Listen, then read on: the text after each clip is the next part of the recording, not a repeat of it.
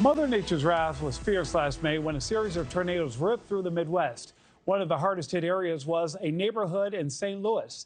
Storms there killed at least 5 people, leveling homes and businesses. Folks there are still picking up the pieces, including WyKeshia Atkins. She says nearly everything in her home was red tagged and her family had to live in a motel for months. Atkins is now pushing for better response time from FEMA. WyKeshia Atkins joins me now. WyKeshia, you were stuck in a hotel during all of this time. That in and of itself had to be difficult.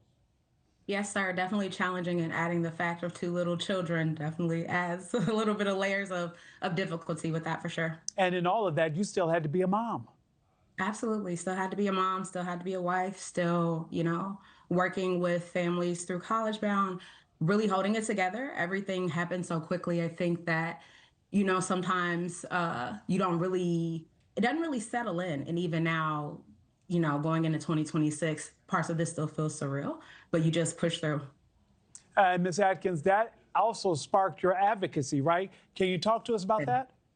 It did, absolutely. So I am not from St. Louis, actually. I was a resident of St. Louis for 3 years in December, and never had I ever experienced a national disaster at all. I think that with this situation, just how widespread the chaos was, how widespread the damage was, it says a lot that we as a community really think about each other. So I immediately sparked into action. If there were resources that I had became aware of, I shared that with my families. I shared that with my friends, anybody that was affected. We really were going through this together, and this is a great opportunity to corral and support each other. You know, WyKeshia, when you said that, when I'm listening to you, I'm like, she don't sound like St. Louis. I spent a lot of time in St. Louis. I know that accent, and that ain't St. Louis. That's more West Coast.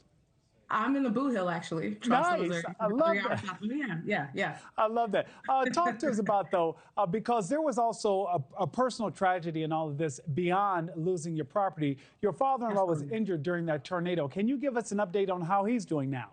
Absolutely. So you all will be happy to know that he does have a prosthetic leg. He is walking around. He got pedal converters for his vehicle, so he's able to drive. He definitely bounced back very quickly, which really speaks to his resilience in the situation, but really the resilience with the city, the coming together, the corralling around everyone, just making sure that we're all taken care of. Even, thinking about that day, once I got to their home and saw his condition, I ran out the house to get assistance. And even though everybody was dealing with their own personal crisis with their homes, we all came together to support him. We came together to support each other, and that's really been the theme of this tragedy. I want to talk to you, though, before we leave, about where you feel as though local and federal government failed after the storms and what you believe needs to be done.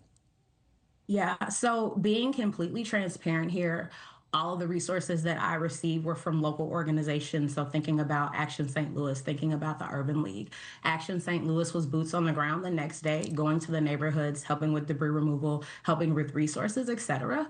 Those are things that should have taken place at the city level and at the national level, but really speaks to some of the history of what's happened in St. Louis. When tragedies like this happen, local organizations have to speak up and have to help. I think that the response time was very low from the city and nationally.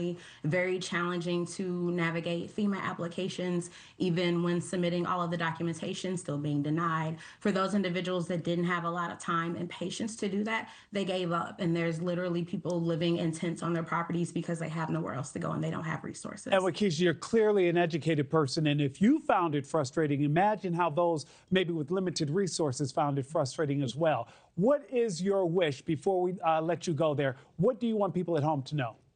I want people at home to know that this is a situation that seems surreal. It seems like something from a movie, but it's real. I want individuals that have gone through this to use their collective voice, because if we come together and speak about this tragedy, we can impact some change. And for other individuals that haven't been affected by a natural disaster, when you see situations like this, do what you can to help, even if you don't have the resources to, pack up your car and go to help individuals, saying a prayer for them, whatever you can do to advocate for change. We definitely need it. WyKeshia, sending the best to you, your husband, the 2 little babies, and your father-in-law. Happy holidays to you and Happy New Year.